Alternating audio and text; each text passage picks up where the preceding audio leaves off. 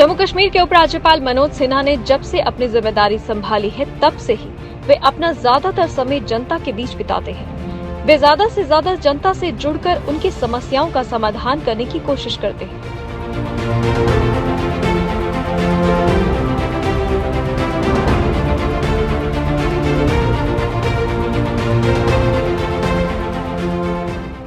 ऐसा ही बुधवार को उस वक्त हुआ जब जम्मू कश्मीर के अखनूर में ब्लॉक दिवस चल रहा था और विभिन्न विभाग के अधिकारी जनता की समस्याएं सुन रहे थे।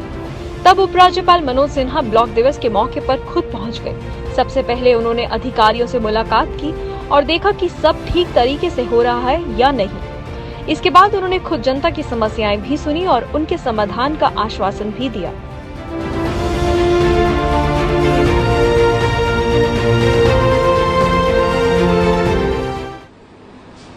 मुझे प्रसन्नता है कि आपके बीच मुझे उपस्थित होने का अवसर मिला। मेरे पूर्व श्यामलाल शर्मा जी ने, एक बहन ने, एक भाई ने अपनी बात कही, मैं उसका जिक्र आगे करूंगा। मोटे तौर पर भारत के जो प्रधानमंत्री हैं आदरणीय नरेंद्र मोदी जी, सबसे ज्यादा बल उनका इस बात पर रहता है, बार बार वो बात करते हैं कि कोई भी सरकार या शासन वो जनता के लिए काम करना चाहिए। यहाँ कार्यभार ग्रहण करने के बाद मैं लोगों से मिल रहा था तो प्रमुख रूप से एक बात ध्यान में आ रही थी कि प्रशासन के लोगों तक सामान्य आदमी पहुंच नहीं पा रहा। और इस दृष्टि से चीफ सेक्रेटरी साहब, हम कुछ और भी लोग बैठे और इस पर विचार किए कि कैसे सामान्य आदमी की पहुंच प्रशासन तक हो सके, और इसलिए 2-3 फैसले किए गए। पहला फैसला कि सभी डीसीज और एसपीज वेडनेसडे और संडे छोड़ करके 10:30 to 11:30 मॉर्निंग में, सुबह 10:30 AM to 11:30 ये सामान्य आदमी को सुनने के लिए उपलब्ध होंगे। और डिविजनल कमिश्नर और आईजी ये हर सप्ताह में 2 दिन, जिनको लगता है कि डीसी एसपी से मिलने के बाद हमारा समाधान नहीं हो सका, तो वो डिविजनल कमिश्नर और आईजी से भी मिल सकेंगे। ये व्यवस्था एक सुनिश्चित की गई। जब मैंने कार्यभार ग्रहण किया था तो डोमिसाइल का मुद्दा बड़ा चर्चित था, पेंडेंसी काफी थी। सबने मिलकर के कुछ न कुछ आपके सुझाव के आधार पर, प्रशासनिक अधिकारियों से चर्चा के आधार पर कैसे उसमें गति लाई जा सकती है, तो उस दृष्टि से भी कई फैसले हुए। और मैं आज कह सकता हूं कि अच्छी गति से डोमिसाइल लोगों को मिलना प्रारंभ कर दिया। जिनके पास पीआरसी है, केवल तहसीलदार अधिकृत था, अब कानून में भी बदलाव करके नायब तहसीलदार को भी अधिकार दे दिया है कि ज्यादा संख्या में लोगों को जल्दी से जल्दी प्राप्त हो सके। एक जन कल्पना थी कि 30 सितंबर तक, 10 सितंबर से शुरू हुआ है, रोजमर्रा के जो काम है लोगों के, किसी को कास्ट सर्टिफिकेट बनवाना है, शेड्यूल कास्ट का, शेड्यूल ट्राइब का, किसी को राशन कार्ड बनवाना है, किसी को इनकम सर्टिफिकेट बनाना है, बच्चों की स्कॉलरशिप है, ओल्ड एज पेंशन या विडो पेंशन है। इस तरह के जो काम है अभियान चला करके इसको 100% पूरा कर लिया जाए। ऐसी मोटे तौर पर 54-55 स्कीम्स हैं भारत सरकार की, जिन्हें हम सोशल सिक्योरिटी स्कीम्स कहते हैं। एक कोशिश प्रारंभ की गई है कि 30 सितंबर तक अधिकांश लाभार्थियों को लाभ दे दिया जाए, और उसी दिशा में जगह जगह ये अभियान चल रहा है। फिर एक और फैसला हुआ कि हर वेडनेसडे को, बुधवार को, जो कल्पना है वो मैं आपके सामने रखता हूं। सब डिविजनल हेडक्वार्टर जो है, अगर एक डिस्ट्रिक्ट में 3 हैं या 4 हैं, तो सब डिवीजन ए पर डीसी और एसपी एक वेडनेसडे को रहेंगे।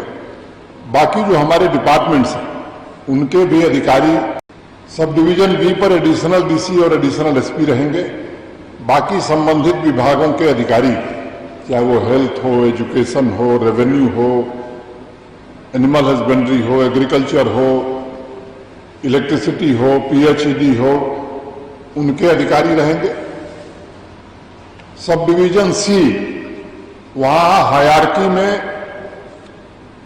पुलिस और सिविल एडमिनिस्ट्रेशन का नंबर 3 का जो हमारा अधिकारी होगा, वो और बाकी विभागों के अधिकारी उपस्थित रहेंगे।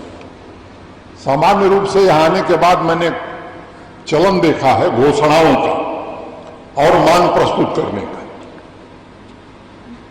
40 दिन हुए हैं मुझे, 42 दिन। इसमें मैंने देखा कि 25 साल पहले की घोषणा और स्वीकृत काम अभी तक पूरा नहीं हुआ है। ये घोषणाओं का ही, गलत घोषणाओं का परिणाम है।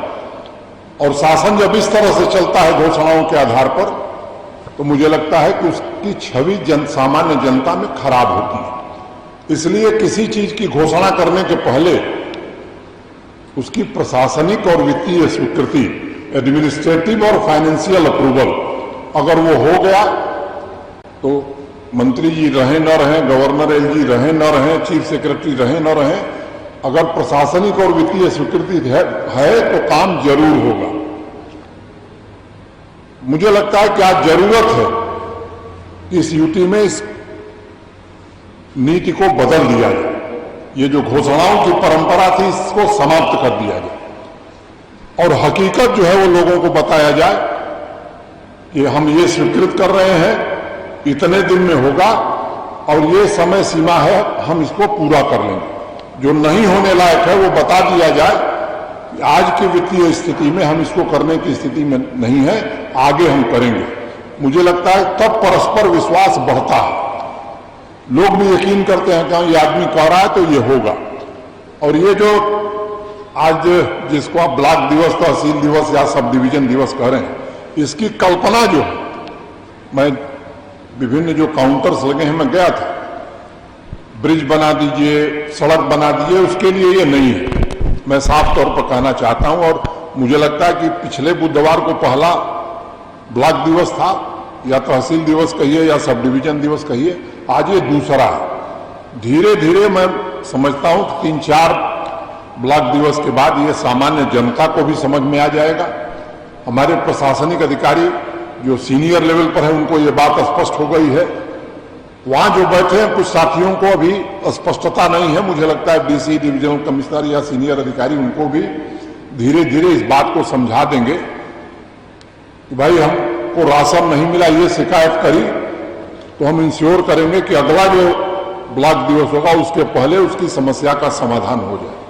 हमारे गांव का ट्रांसफार्मर जल गया है, बिजली का तार कट के गिर गया, इसलिए आपूर्ति नहीं हो रही है। तो ये इलेक्ट्रिसिटी डिपार्टमेंट का काम होगा कि अगले तहसील दिवस के पहले, और ये डीसीज को मॉनिटर करना चाहिए कि जो शिकायत आई थी उसका समाधान हुआ या नहीं हुआ।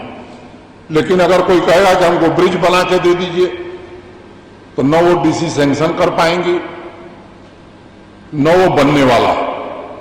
हाँ, वो दर्ज जरूर हम कर लें, दर्ज करके हम यूटी प्रशासन को भेज दें, संबंधित विभागाध्यक्ष को, हेड ऑफ डिपार्टमेंट को, कि जब आगे योजना बनेगी कुछ काम ऐसे होंगे जो डिस्ट्रिक्ट प्लान में लिए जाएंगे, कुछ काम ऐसे होंगे जब पूरे यूटी का बजट बनाया जाएगा तो उसमें डाले जाएंगे। तो ये मैं मानता हूं कि ये जो तहसील दिवस, ब्लॉक दिवस या सब डिवीजन दिवस का आयोजन है, वो सामान्य व्यक्ति की जो रोजमर्रा की समस्याएं हैं उनके समाधान के लिए आयोजित किया गया है, ताकि उसको डिस्ट्रिक्ट हेडक्वार्टर पर न जाना पड़े। अब अगर अधिकारियों की बड़ी फौज रहती कि ब्लॉक तक हम ले जाते तो मुझे लगता है कि वो भी हम कर सकते थे। लेकिन अभी प्रारंभिक अवस्था है, एक बार ये स्टेबल हो गया तो हमारी या चीफ सेक्रेटरी की मंशा ये है कि इस कार्यक्रम को ब्लॉक तक आगे 6 महीने बाद ले जाने की मंशा है। मैं देखता हूं कितनी सफलता मिलती, क्योंकि ब्लॉक के आसपास जो पंचायत में रहने वाला व्यक्ति हो आसानी से पहुंच सकता है।